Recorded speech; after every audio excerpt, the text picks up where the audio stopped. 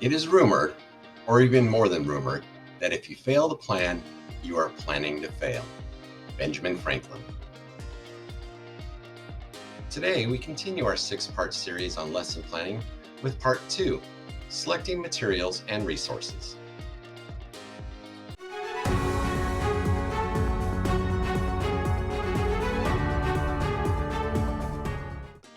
There are many styles of lesson plans: planning guides, outlines, formats, forms, some with acronyms and some that are numbered.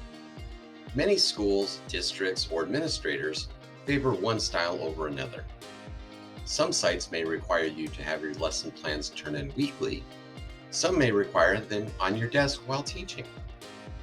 The most important thing to ask is your site administrator what requirements are necessary for your site. In more than 30 years in public education, I have used many different styles and formats for lesson planning. I have found it useful to post parts of the lesson plan to be transparent and to hold myself accountable to what I post. Regardless of which format you choose, or you must choose, I have found that there's definitely 6 parts to a well thought out lesson plan. These are the 6 parts of a daily lesson plan when fully considered, will lead to a successful lesson. Here's what you can expect in this series. Part 1, Objectives. Part 2, Materials and Resources. Part 3, Background Knowledge. Part 4, Direct Instruction. Part 5, Guided Teaching. Part 6, Closure and Assessment.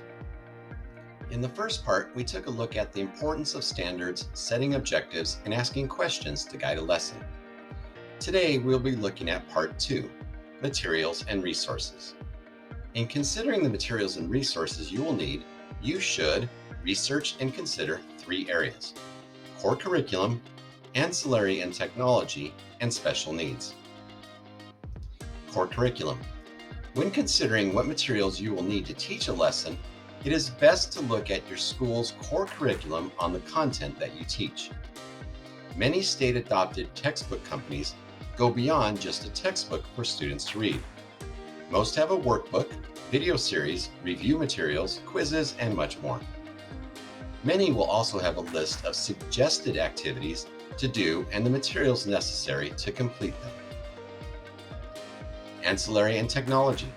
Beyond the core curriculum, there is a treasure trove of ancillary support materials that can be picked up at teacher supply stores or online.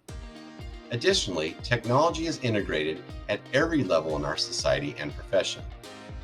When it comes to utilizing technology for a lesson or in the classroom, you should definitely want to use resources that are Child Protection Act compliant with your school and/or district.